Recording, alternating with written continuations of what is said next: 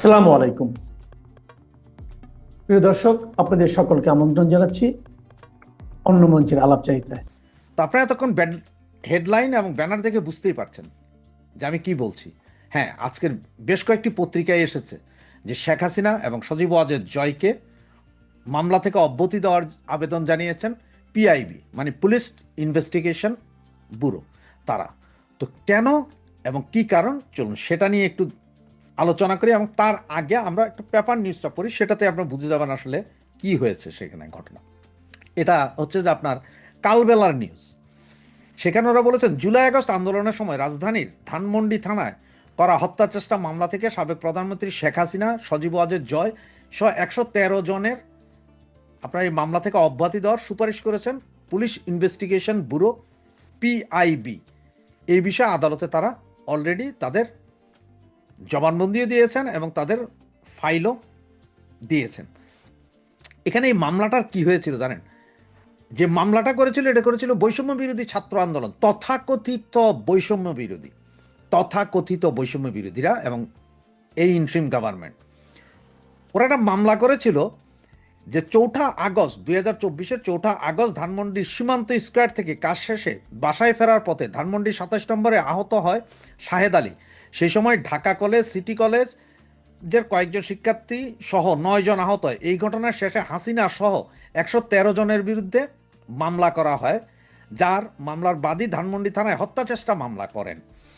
তো মামলাটি তদন্তে করেন পিআইবির পরিদর্শক তদন্ত শাহজাহান ভূঁইয়া।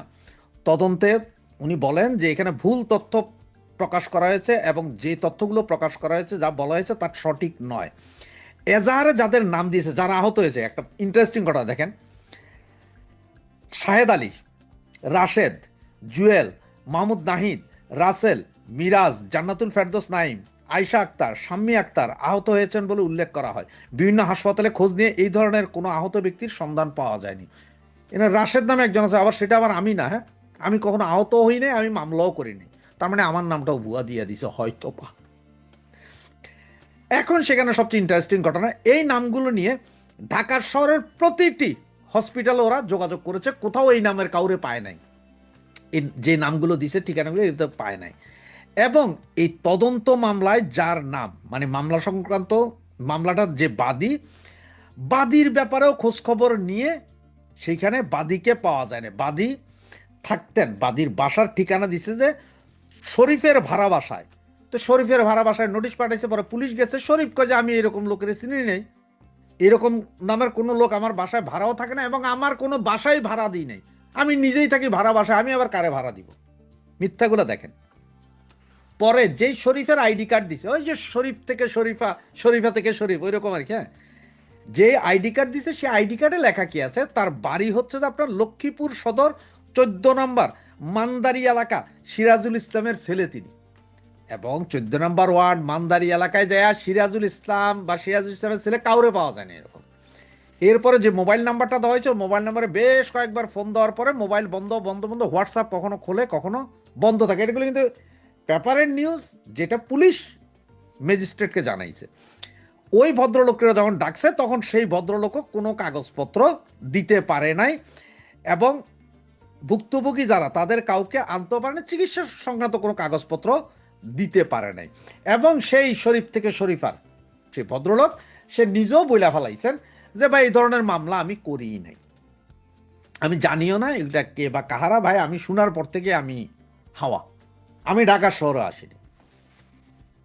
এখন দেখেন এই মামলা থেকে এখন অব্যাহতি চেয়েছে কার জন্য? শেখ হাসিনা এবং সজীব ওয়াজেদ জয়সহ 113 জনের জন্য। এটা মিথ্যা মামলা, যার কারণে আপনারা দেখেন যে যার কারণে যখন বলা হইল যে আবু সাইদের মামলা যখন হইল, এই যে সুর শহীদ আবু সাইদ, এর মামলা যখন বলা হলো যে পোস্টমর্টেম করতে হবে, কারণ এর পোস্টমর্টেম এর আগেও যতবার তৎকালীন সময়ে করা হয়েছিল তখনও বলা হয়েছিল যে পুলিশের গুলিতে না, তারা কেউ পেছন থেকে আঘাত করে মারা হয়েছে। এবং আবু সাইদের বাবা যখন জাস্টিসের সামনে সরাসরি বলে বসলেন যে আমার ছেলেকে যখন দাফন করানোর জন্য নেয়, গোসল করায়, তখন মাথার পেছনে হাত দিয়ে দেখছি রক্তে লাল, ওখান দিয়ে রক্ত পড়তেছে কোথাও দিয়ে, তার মানে পেছন থেকে কেউ ছুরি মেরা বা কিছু মেরা। তা নাহলে আবু সাইদ গুলি খাইছে দিনের 3টায়, মারা যায় রাতের 8টায়, হসপিটালে নেওয়া হয় রাতের 8:30টায়। এতক্ষণ সে কোথায় ছিল?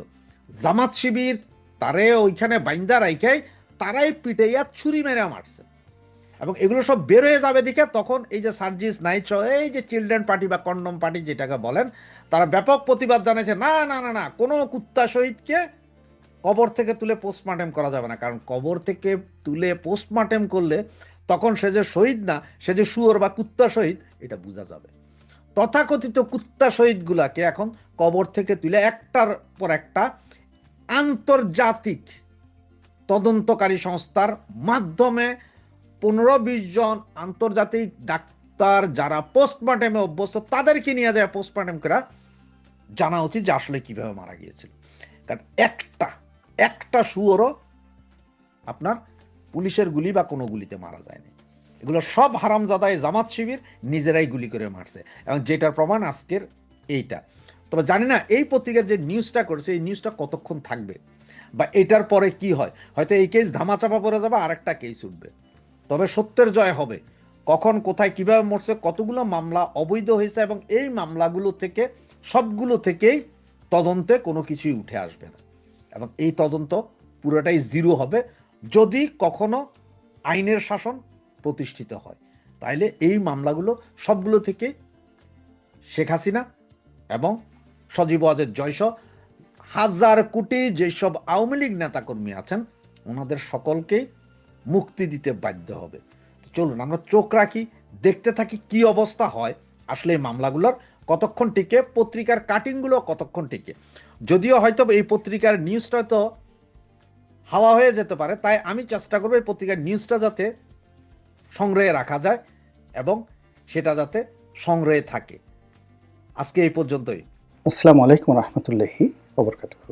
সম্মানিত দর্শক, আজকে মার্কিন যুক্তরাষ্ট্রের অভ্যন্তরীণ রাজনীতি নিয়ে এবং এই রাজনীতির ভবিষ্যৎ নিয়ে আমার যে ক্ষুদ্র জ্ঞান সেটি নিয়ে আলোচনা করার চেষ্টা করব। আপনারা যারা বিশ্ব পরিস্থিতি নিয়ে খোঁজ খবর রাখেন তারা সবাই জানেন যে ভেনেজুয়েলাতে কি হচ্ছে। সেখানে ডোনাল্ড ট্রাম্প তার অপছন্দের মানুষ ভেনেজুয়েলার প্রেসিডেন্টকে ধরে নিয়ে আসলেন, আর তার পছন্দের মানুষ নোবেল বিজয়ী মাসাদো অথবা পুরো আমেরিকান কোনো একটি পক্ষকে সেখানে ক্ষমতায় বসানোর জন্য তিনি প্রাণান্ত চেষ্টা করে যাচ্ছেন।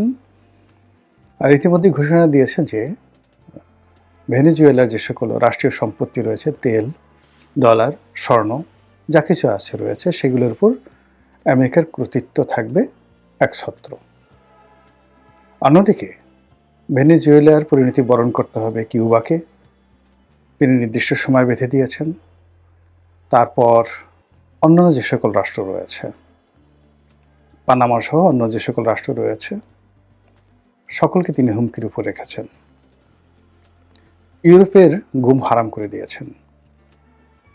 ন্যাটো ভেঙে পড়ার উপক্রম হয়েছে এবং তিনি গ্রিনল্যান্ড ছলে বলে কৌশলে দখল করার চেষ্টা করে যাচ্ছেন। এরপরে ল্যাটিন আমেরিকা থেকে এসে ইউরোপ থেকে আপনি যদি এখন উত্তর আফ্রিকা, মধ্যপ্রাচ্য এই এলাকাতে ঢুকেন, সেখানেও তিনি বিশ্বকে অশান্ত করে ফেলেছেন। সৌদি আরবের সঙ্গে সংযুক্ত আরব আমিরাতের নতুন করে সংঘাত শুরু হয়েছে। সিরিয়াতে নতুন করে সংঘাত শুরু হয়েছে। সিরিয়াতে এই মুহূর্তে যে সরকার কাজ করছে, আমেরিকান ব্যাক সরকার, সেই সরকারের বিরুদ্ধে বাশার আল আসাদ তার যে অনুগত 40,000 সৈন্য তারা নতুন করে যুদ্ধ শুরু করেছে এবং পেছনে তুরস্ক, ইরান এবং রাশিয়া আগের মতো মদত দিচ্ছে। অন্যদিকে ইরানে প্রচণ্ড বিক্ষোভ হচ্ছে। শত শত শহরে, বন্দরে, নগরে নজিরবিহীন বিক্ষোভ ছড়িয়ে পড়ছে। বিক্ষোভকারীরা অস্ত্র হাতে তুলে নিয়েছেন। অন্যদিকে সরকারের যারা সমর্থক, লক্ষ লক্ষ নাগরিক, তারাও রাস্তায় নেমে এসেছে আমেরিকার সেই বিরুদ্ধে এবং আয়াতুল্লাহ আলী খামেনির পক্ষে। অন্যদিকে মিস্টার ডোনাল্ড ট্রাম্প সরাসরি হুমকি দিয়েছেন যে তিনি ইরানের যে বিক্ষোভরত জনগণ রয়েছেন তাদের পক্ষে আছেন এবং কোনো কারণে যদি ইরানের বর্তমান সরকার বিক্ষোভকারীদের উপর জোর জবরদস্তি করে, গুলি চালায়, নির্বিচারে আমেরিকা ইরানের উপর আক্রমণ চালাবে এবং এই আক্রমণকে ম্যাটেরিয়ালাইজ করার জন্য, মনিটাইজ করার জন্য ইরানের সাবেক শাহ রেজা শাহ পাহলভি, তার ছেলে, তিনি বিদেশে বসে মোচেতা দিচ্ছেন এবং জনগণকে উদাত্ত আহ্বান জানাচ্ছেন এবং সেই রেজা শাহ পাহলভির যে বংশধর যারা আছেন, যে নিয়ে আছেন, তিনি ভবিষ্যৎ ইরানের শাহ বা সম্রাট হওয়ার জন্য তিনি চেষ্টা চালাচ্ছেন এবং তার অনুগত যারা লোকজন রয়েছেন তারা আবার ইরানকে রাজতন্ত্রে ফিরিয়ে আনার জন্য চেষ্টা করছেন। এবার আপনি ভারতবর্ষের দিকে আসেন। বাংলাদেশে এই মুহূর্তে আমেরিকার আধিপত্য কোন পর্যায়ে এটা নতুন করে বলার দরকার নেই। ভারতে তারা রীতিমতো আক্রমণ করতে চাচ্ছে, অর্থনৈতিক এবং প্রয়োজন হলে তারা সামরিক আক্রমণ করবে এবং তারা ভারতকে খণ্ড বিখণ্ড করার জন্য পাকিস্তানের সহযোগিতা নিয়ে, বাংলাদেশের সহযোগিতা নিয়ে তারা সর্বোচ্চ চেষ্টা করবে। তারা মায়ানমার একটা নতুন রাষ্ট্র গঠন করতে চাচ্ছে, ভারতের 7 সিস্টার তছনছ করে দিতে চাচ্ছে, নরেন্দ্র মোদীকে ক্ষমতাচ্যুত করতে চাচ্ছে, ইত্যাদি আরও অনেক কিছু। এর বাইরে উগ্রপন্থী আমেরিকান যারা আছেন তারা বলা বলি করছেন যে যদি মাদুরোর মতো, মানে ভেনেজুয়েলার প্রেসিডেন্ট মাদুরোর মতো যদি কোনো অবস্থাতে ভ্লাদিমির পুতিনকে ধরে আনা যায় তাহলে পৃথিবীকে 100 বছর শাসন করতে পারবে আমেরিকা নিশ্চিন্তে। তো এই যে খবর, এই খবরের মধ্যে যদি কেউ বলে যে আমেরিকাতে গৃহযুদ্ধ শুরু হয়ে যাবে, তাহলে তো বাইরে যারা থাকেন, যারা ভিতরে অভ্যন্তরীণ বিষয়াদি জানেন না, তারা নিঃসন্দেহে বলবেন যে এটা একটা ফাজলামো কথা, একটা পাগলের প্রলাপ। যেখানে আমেরিকা সারা পৃথিবী শাসন করছে, মানুষ পঙ্গপালের মতো আমেরিকা যাওয়ার চেষ্টা করছে এবং আমেরিকার যে এই মুহূর্তের প্রেসিডেন্ট সারা পৃথিবীর জন্য আতঙ্ক হিসেবে দেখা দিয়েছে, তো সেখানে আমেরিকায় কেন গৃহযুদ্ধ লাগবে? এটা হলো বক্তব্য।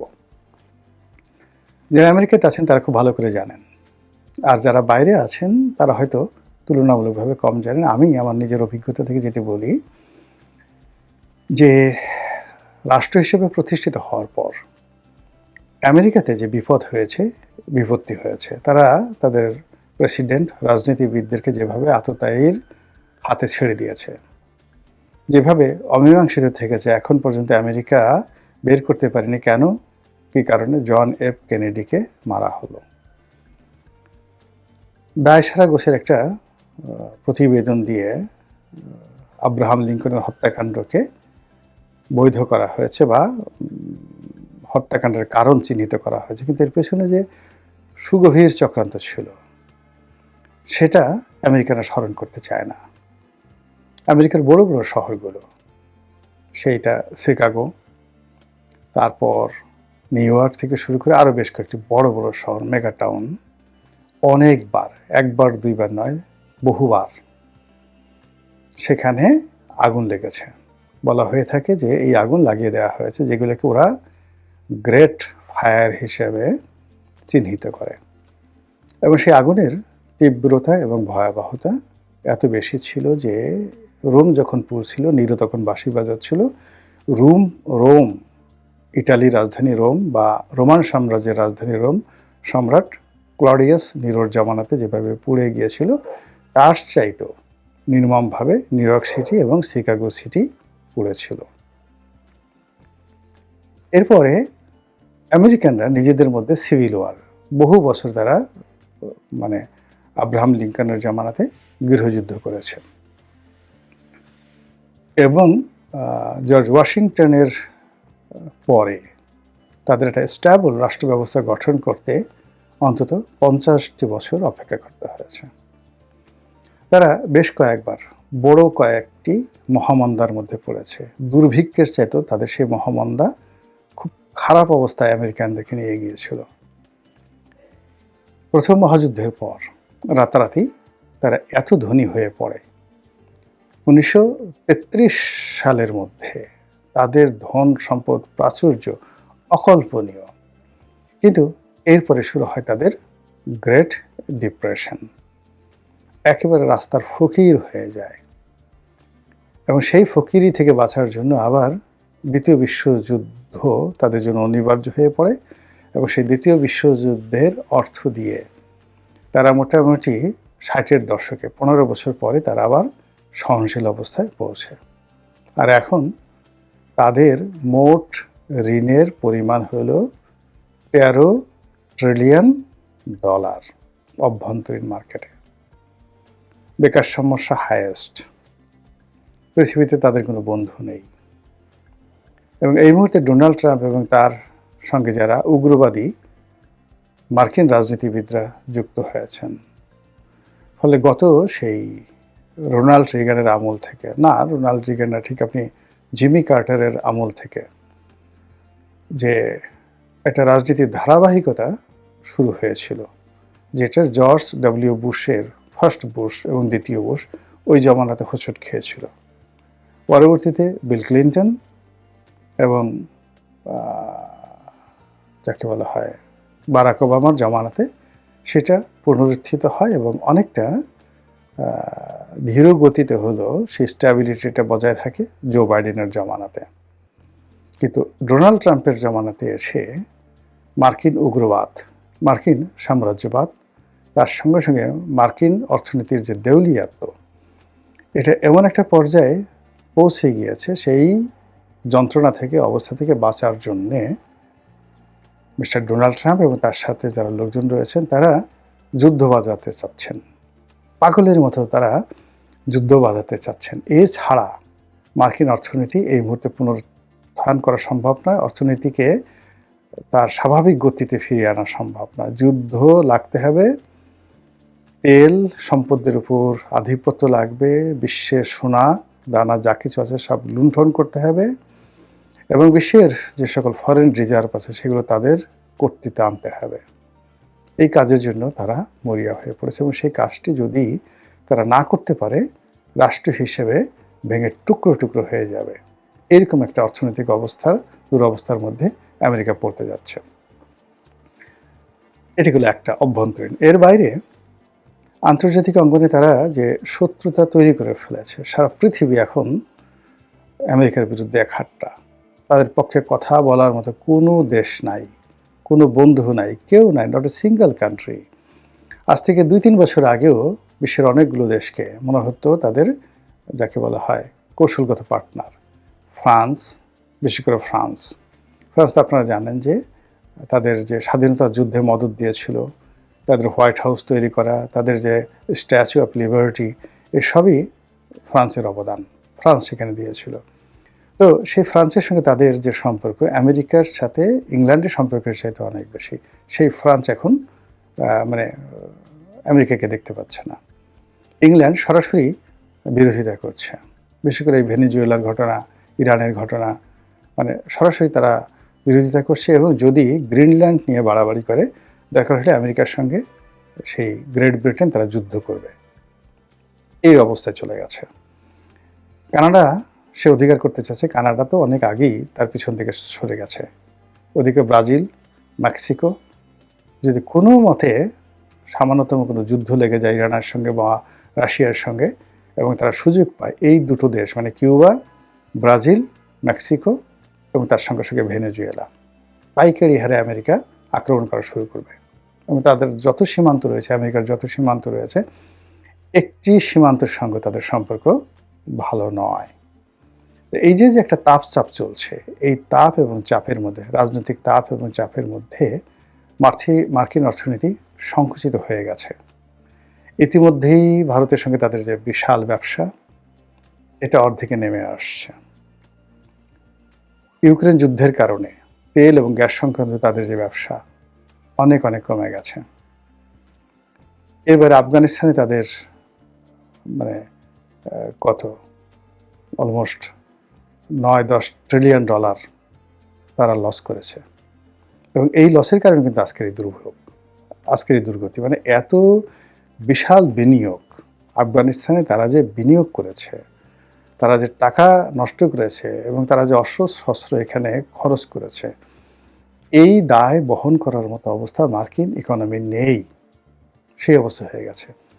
এর বাইরে তারা ইউক্রেন যুদ্ধে এই যাবৎকালে যত টাকা খরচ করেছে, রাশিয়া ফতুর হয়ে গেছে, কিন্তু রাশিয়া তেল বিক্রি করে তারা সেটা কভার আপ করছে এবং রাশিয়া যেহেতু সব কিছু নিয়ন্ত্রিত, কিন্তু আমেরিকা তো নিয়ন্ত্রিত না, তাকে সব কিছুর জন্য জবাবদিহি করতে হচ্ছে। তো সেক্ষেত্রে ইউক্রেন যুদ্ধের ফলে তাদের যে অর্থনৈতিক ক্ষয়ক্ষতি হয়েছে, এমনকি সর্বশেষ ইসরায়েলকে সমর্থন দিতে গিয়ে হিজবুল্লাহর সাথে তাদের সম্পর্ক, হামাসের সাথে তাদের সম্পর্ক, ইরানের সাথে তাদের সম্পর্ক, এই সম্পর্কের যে অবনতির ফলে তাদের ব্যবসা বাণিজ্য যে হুমকির মুখে পড়েছে, এর ফলে মানে এখন তাকে যুদ্ধ ছাড়া, মানে রীতিমতো ডাকাতি করা ছাড়া কোনো অবস্থাতেই তার রাজকোষ সামাল দেওয়া সম্ভব নয়। কোনো অবস্থাতেই তাদের স্টাফদের, রাজকীয় যারা কর্মচারী রয়েছে তাদের বেতন, সৈন্যদের বেতন দিয়ে তারপর তাদের যে নৌবাহিনীর বড় বড় ফ্লিটগুলো, সেইগুলো চালিয়ে রাখা তাদের পক্ষে সম্ভব নয়। আর এই যে দোদুল্যমানতা, এই দোদুল্যমানতার কারণে যে অস্থিরতা, সেই অস্থিরতা যদি একবার ইরানে যে ঘটনাটা ঘটছে এর অর্ধেক যদি আমেরিকাতে ঘটে, ডোনাল্ড ট্রাম্প 1 ঘন্টাও টিকতে পারবে না, এবং সেই দিকেই সম্ভবত আমেরিকা যাচ্ছে। আর এবং আমেরিকার এই দুরবস্থা যদি সত্যিই তৈরি হয়ে যায়, আমরা পৃথিবীর কোনো অংশ, মানে আমেরিকার যুদ্ধ মানে মহাযুদ্ধ, আমেরিকার ধ্বংস মানে আমাদের ধ্বংস, সারা পৃথিবীর ধ্বংস। আল্লাহ আমাদের এই বিপত্তি থেকে রক্ষা করুন, হেফাজত করুন। আসসালামু আলাইকুম ওয়া রাহমাতুল্লাহি ওয়া বারাকাতুহু।